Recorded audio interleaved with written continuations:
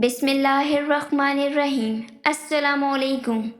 آج کل ہر دوسرا شخص یہ کہتا نظر آ رہا ہے کہ ہماری دعائیں قبول نہیں ہوتی، اس لیے دعا کرنے سے پہلے کوئی نیک عمل ضرور کیجیے، مثلاً صدقہ و خیرات کیجیے، کسی بھوکے کو کھانا کھلا دیجیے یا نفل نماز و روزوں کا اہتمام کیجیے، اور اگر خدا نخواستہ کسی مصیبت میں گرفتار ہو جائیں تو اپنے عمل کا واسطہ دے کر دعا کیجیے جو آپ نے پورے اخلاص کے ساتھ صرف اللہ کے لیے کیے ہوں۔ نبی کریم صلی اللہ علیہ وآلہ وسلم نے ایک بار 3 ایسے صحابہ کا واقعہ سنایا جو ایک اندھیری رات میں غار کے اندر پھنس گئے۔ ان لوگوں نے اپنا مخلصانہ عمل کا واسطہ دے کر خدا سے دعا کی اور خدا نے ان کی مصیبت کو دور فرما دیا۔ واقعہ یہ ہوا کہ 3 دوستوں نے ایک غار میں پناہ لی۔ خدا کا کرنا ایسا ہوا کہ پہاڑ سے ایک چٹان پھسل کر غار کے منہ پر آ پڑی اور غار بند ہو گئی۔ دیو قامت چٹان تھی، بھلا ان کے بس میں کہاں تھا کہ اس کو ہٹا کر غار کا منہ کھول دیں۔ مشورہ یہ ہوا کہ اپنی زندگی کے نیک اعمال کے واسطے دے کر خدا سے دعا کی جائے، کیا عجب کہ خدا سن لے اور اس مصیبت سے نجات مل جائے۔ چنانچہ ایک نے کہا، میں جنگل میں بکریاں چرایا کرتا تھا اور اسی پر گزارا تھا میرا۔ جب میں جنگل سے واپس آتا تو سب سے پہلے اپنے بوڑھے ماں باپ کو دودھ پلاتا اور پھر اپنے بچوں کو۔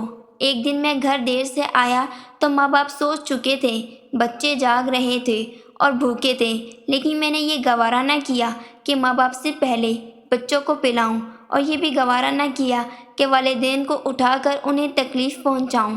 چنانچہ میں رات بھر دودھ کا پیالہ لیے ان کے سرہانے کھڑا رہا۔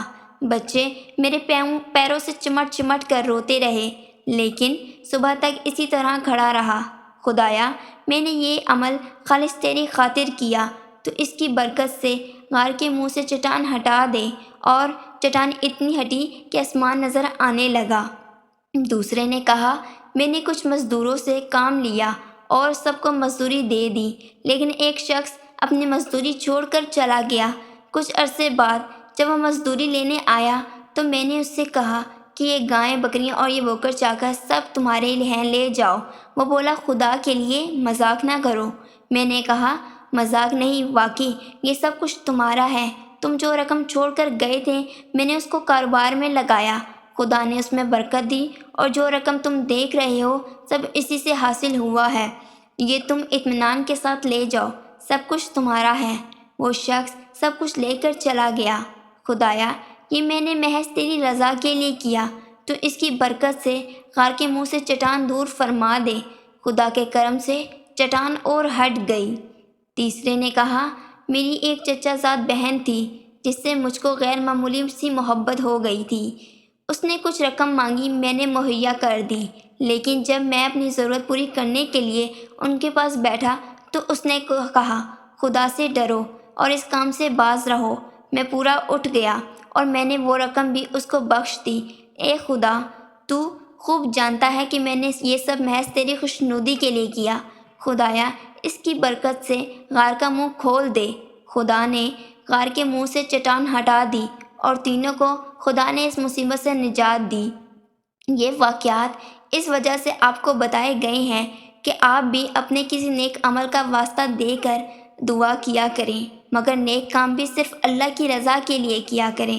دکھاوے کے کام اللہ بھی خوب جانتا ہے اور سمجھتا ہے۔ ہماری زندگی میں دکھاوے اور نمائش کا عمل کس قدر بڑھ گیا ہے، یہ بات ہم جانتے ہیں، مگر پھر بھی دکھاوے سے باز نہیں آتے۔ اللہ ہم سب پر رحم کرے اور نیک کام کرنے کی توفیق عطا فرمائے، آمین۔